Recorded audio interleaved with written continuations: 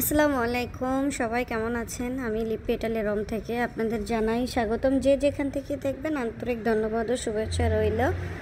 আজকে আমরা যাচ্ছি কুরবানির ঈদের জন্য গরু কেনার জন্য। যদিও ইটালিতে এটা একটা সময় একেবারেই সম্ভব ছিল না, বিগত কয়েক বছর যাবৎ যদি চেষ্টা করা হয় তাহলে সম্ভব হয়। আসলে তথ্য গোপনের কারণে অনেক কাজে ইটালিতে বাঙালিদের আটকে থাকে। কেননা এখানে আপনি তথ্য না জানলে আপনার ঘরের কাছেও যদি কোনো কিছু থাকে সেটা আপনি করতে পারবেন না, যদি না আপনি সেই ইনফরমেশনটা না জানেন। তো জানা থাকলে অনেক কিছুই করা যায়। তো আমরা আসলে এখানে আসার পর বুঝতে পেরেছি যে অনেক কিছু চেষ্টা করতে হবে, নিজে থেকে জানতে হবে, আগ্রহ করে খোঁজ নিয়ে সময় বের করে যেভাবেই হোক নিজে নিজে যদি আপনি অনেক কিছু জানার চেষ্টা করেন তাহলে আপনি অনেক কিছুই যেটা বাংলাদেশে আপনি করতে পারেন না সেটা এখানে করতে পারবেন, তবে চেষ্টাটা থাকতে হবে অনেক। তো আসলে আমিও অনেক দিন যাবৎ এখানে ইটালিতে প্রবাসী হয়ে গেছি, তারপরে ছেলে মেয়ে হয়ে গেছে, হাজব্যান্ড, সবাই স্থায়ীভাবে। তো অনেক সময় অনেক কিছুই জানার চেষ্টা করি, সেটা সম্ভব হলে করার চেষ্টা করি, এটাই আমার কাজ। আসলে বাস্তবতা মেনে নিয়ে জীবনকে মানিয়ে নিতে হয়, চেষ্টা করতে হয়, সেভাবেই চলা। আমিও সেটাই ব্যতিক্রম নই। তো আমরা এখানে কলিগরা যারা আছি তারা সবাই মিলে, সবাই পুরানা লোক, বাট একটু জানার কারণে অনেকে অনেক কিছু করতে পারে না, যদিও সম্ভব হয় না। আমরা এখানে, আমার হাজব্যান্ডও প্রায় 18 বছর হয়ে গেল, যে এখানে 17-18 বছর হয়ে গেল যে এখানে স্থায়ী।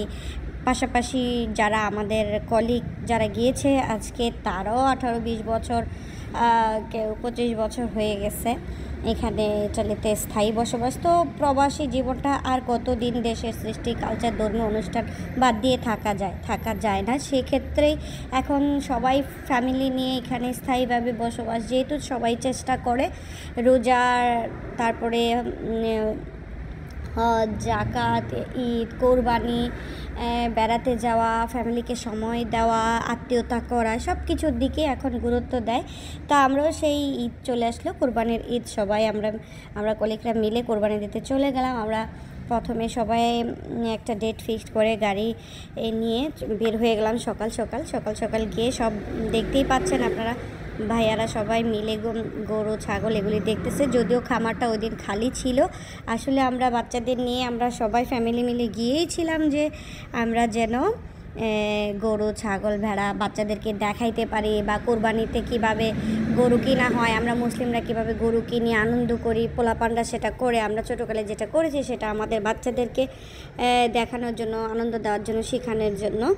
তো যাওয়ার পরে দেখি অনেক গরুই বিক্রি হয়ে গেছে, তেমন একটা এই ফার্মে ছিল না, খুবই কম ছিল, যার কারণে তেমন একটা বড় গরু দেখতে পাই নাই, ছোট গরু দেখতে পাই নাই। যদিও কয়েকটা গরু আছে সেটা অনেক বড় বিশাল বড় গরু, যেগুলি আমাদের একেবারেই পছন্দ না। কেননা প্রথম বছর যখন আমার হাজব্যান্ড কুরবানি দেয় তখন একটা 650 কেজি ওজনের একটা শখ করে কুরবানি দেওয়া হয়, তখন ওই গরুর মাংসটা ভীষণ শক্ত হয়ে গেল, যার কারণে বাচ্চারা খেতে পারে না, আমাদের কাছেও খেতে ভালো লাগেনি। দেখতে পাচ্ছেন কত পুরানা গরু, বড় শিং অনেক বড়, যার কারণে আমরা ওই ফার্ম থেকে গরু কিনলাম না, চলে গেলাম আবার আরেকটা ফার্মে।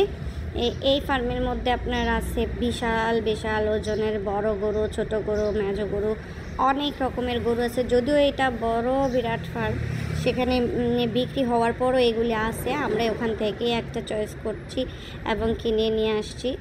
তো দেখতেই পাচ্ছেন গরুগুলি, আমি আসলে ভয় পাচ্ছিলাম, ভীষণ বড় গরু, দেশে তো এরকম বড় গরু দেখা হয়নি কাছাকাছি যে। তো এখানে যাওয়ার পরে আমি কি বলবো, আমার মনে হয় যে এত ভয় লাগছে, যার কারণে আমি খুব কাছে যেতে পারি নাই। আমার দেখলেই ভয় লাগে যে এত বড় গরু, মানে এটা একটা, আসলে সে ছুটে আসতে পারবে না, কিন্তু মনের ভয়, বলে না যে বনের ভাগে খায় না, তো মনের ভাগে খায়, সে হচ্ছে অবস্থা। জানি যে এখানে প্রোটেকশন দেওয়া আছে, সিকিউরিটি আছে, তারপরও কেন যেন গরুগুলি দেখলেই ভয় লাগে, যার কারণে খুব একটা কাছে যাইনি, আমি দূর থেকে ভিডিওটা করলাম। আর ভিডিওটা করে আপনাদের মাঝে শেয়ার করলাম যে ইটালিতে ফার্মের গেলাম কেমন হয় দেখতে, কীরকম বা কী কিনলাম। এখানে একটা দেখতে পাচ্ছেন ঘোড়া, যদিও প্রত্যেকটা জায়গায় ঘোড়া গাধা অনেক কিছু থাকে। আমি আসলে কিছু কিছু সমস্যার কারণে, ভয়ের কারণে, আবার একটা গন্ধ লাগে, সেই কারণে আমি আসলে হাঁটতে পারি নাই তেমন একটা। আর ফার্মের ভিতরে গেলে কেন যেন আমার বমি চলে আসে, যার কারণে আমি দূর থেকে টুকটাক একটু ভিডিও করলাম, সেটাই আপনাদের মাঝে শেয়ার করলাম। এই যে দেখতে পাচ্ছেন বড় বড় গরু, এগুলি একটু শুয়ে আছে, যার কারণে একটু কাছ থেকে দেখাইতে পারলাম। আর বেশি ভিতরে আমি অনেকগুলি গরু ছিল, বাট আমি বেশি ভিতরে যাই নাই, কারণ আমার মুখ বেঁধে আমি একটু হেঁটেছি, গন্ধ লাগে বেদায় বমি আসে, যার কারণে অত করতে পারিনি, ভিডিও সুন্দর করে করতে পারি নাই। এই যে দেখতে পাচ্ছেন কত বড় বড় গরু, এগুলি দেখলেই ভয় লাগে আল্লাহ। আর এই গরুগুলি একটু ছুটাছুটি করতেছিল, আর অনেক সুন্দর গরুগুলো, কিন্তু মাশাল্লাহ অনেক সুন্দর,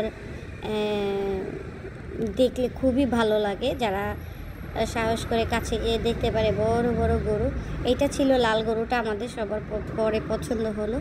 তারপরে পছন্দ হয়ে যাওয়ার পরে দাম দস্তর করে আমরা এখন টাকা দেওয়ার পালা। আমার হাজব্যান্ড এবং বড় ভাই দুজনে টাকাটা দিয়ে দিচ্ছে, পে করে দিচ্ছে। আমার বেবিটাও কিন্তু আছে, দেখতেই পাচ্ছেন বাবার পাশে পাশে। তো গরু কেনা প্রায় শেষ, এখন কিছু টাকা দিয়ে আসবে, দিয়ে এসে পরে আবার বাকিটা দেবে, সেই আর কি বায়নাপত্র করতেছে। এইটা হচ্ছে গরুর ফার্মের মালিক, মেন মালিক, যে এই ফার্মের মালিক, আর সব কিছু ওই করে, আর লোকজন তো আছেই। তো ও এখন রিসিট করতেছে। আসলে এখানে অতটা কি বলবো, যে শহরের মাঝে এইগুলি ওরা মেনটেন করে, সেটাই অনেক কিছু। আর কাছে আসে বিদায় যাওয়া যায়, কিছু সহজলভ্য হয়ে গেল। যদি আরও দূরে হতো, হয়তো যাওয়া হতো না, আর কোরবানিও হতো না। তো সব মিলে আলহামদুলিল্লাহ যে আমরা প্রবাসে ইউরোপে আমরা যে কোরবানি দিতে পারছি, প্রকাশ্যে কেনাকাটা করতে পারছি, সেটাই আমাদের জন্য আল্লাহর তরফ থেকে রহমত। আর এই পাশে একটা ফ্রুটসের গাছ ছিল, আলবিকক্কা, সেটাও আমি একটু ধরে নিলাম। আর এখানে ওর বাসাটা, ছোট্ট বাসা দেখতেই পাচ্ছেন, যে ছোট বাসাটাতে ও থাকে, আর কিছু পুরনো গাড়ি টাড়ি পড়ে আছে। তো এখন প্রায় সব কিছুই শেষ, কেনাকাটাও শেষ, এখন আমরা চলে যাব, বাসায় চলে আসব। তো চলে আসলাম, আমি গাড়িতে এসে বসে পড়লাম। আমি বুঝতে পেরেছিলাম যে ওদের কাজটা শেষ, যার কারণে আমি চলে আসছি, এসে বসলাম একটু বাতাস খাওয়ার জন্য। একটু গরম লাগতেছিল। আর আশপাশটা হচ্ছে এটা, আর ওর বাসা হচ্ছে এটা। তারপর রওনা করে দিলাম, দেখতেই পাচ্ছেন বাতাসটা, গাড়ির গ্লাস খোলা ছিল, খুবই ভালো লাগতেছিল, যার কারণে একটু হাত বের করে এনজয় করতেছিলাম। তো সবাই ভালো থাকবেন, সুস্থ থাকবেন। আর আমার এই ইটালিতে গরুর ফার্মের এই ভিডিওটা যদি আপনাদের ভালো লাগে, অবশ্যই শেয়ার করে সবাইকে দেখার সুযোগ করে দিবেন। আর যদি আমি ভালো করে ভিডিওটা করতে পারিনি, আরও সুন্দর করে করতে পারলে নিজের কাছেও ভালো লাগতো। আসলে হয় কি, ব্যস্ততার মাঝে সময় চলে যায়, অতটা মনের মতো চাইলেও সুন্দর করে কোনো কিছু করতে পারি না। আস্তে আস্তে ইনশাল্লাহ সময় সুযোগ করে সুন্দর ভিডিও আপলোড করব। দোয়া করবেন আপনারা। তো সবাই ভালো থাকবেন, আল্লাহ হাফেজ। আর আমার পিঙ্কি একটু জুস খাচ্ছে ঘুম থেকে উঠে। বাই বাই, ফি আমানিল্লাহ। চাও মেদিনা।